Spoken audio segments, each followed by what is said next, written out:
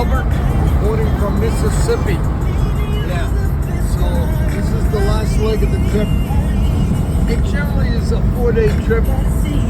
I stopped early a couple of times due to weather, and also yesterday I pulled into New Orleans around noon, went right to the French Quarter, where I used to live, had a nice breakfast, and a Café du Monde, beignets, which are poison, but delicious. And then I took a hotel at the Omni. It used to be something, I think King Louis Hotel or something.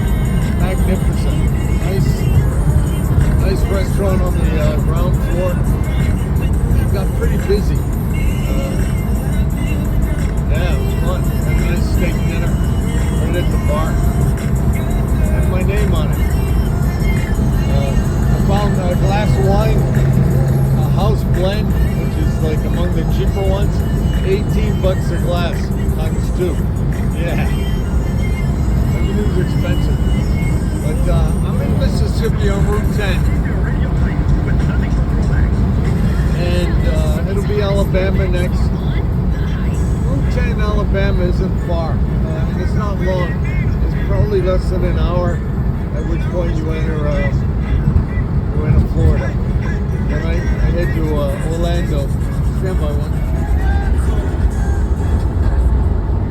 Oh, that music, sorry. Then, yeah, so I've got about roughly 600 miles to go. I normally drive like 500 in this car. You know, my truck I can go 600, 700, whatever. But being as it's 650, I just have to make the trip. That said, I got a late start.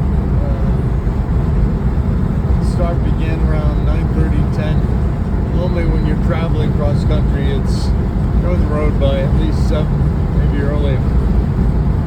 On this trip, I didn't want to drive so much in the dark. So if you left at 6 a.m., it's dark. It's like driving at night. So I've been waiting. It's just a lot safer in this little car. Yeah, so it's cold. It's 41 degrees. I got heat that comes directly from the engine. That's how my Cuban mechanic did it in Miami. He took out my heater, saying he thought I was going to race it on the tracks of Florida. I mean, obviously the guy's on some kind of meth, because I never said anything like that, nor indicated that. And he said, oh, don't worry, I can reroute the heat from the engine. And as I didn't understand it, I do now, that's a bad choice. The heat from the engine smells. I tested it for carbon monoxide content and there was none. But it's very thick, you can smell it. There's other carcinogens in that for sure.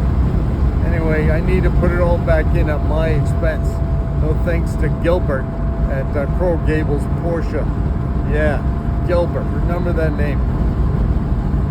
You know, once you start getting away from, especially German mechanics on these cars, when you start switching to Cuban, or the last case Mexican, you're gonna have problems. They just don't have the full picture based on 43 years of experience with this car. Anyway, that's me pissing and moaning and griping. But, you know, like in San Diego, I brought it to Dieter's. Nice German name. Dieter, the owner mechanic, died 30 years ago. The guy now in charge of mechanics is a Mexican. He knew a lot about the car, but he didn't know everything. I knew some things he didn't know, so that tells you. Anyway, I'll be home late tonight. It says I arrive at 7:30. No, that's non-stop. I'll be stopping. Rest areas, gas, coffee, head calls, and the like. Okay, so I'll let y'all go. This may be my last report for this 7th cross-country trip with the 911. Check out that nose. Isn't that beautiful? Anyway, Dane Albert, out here.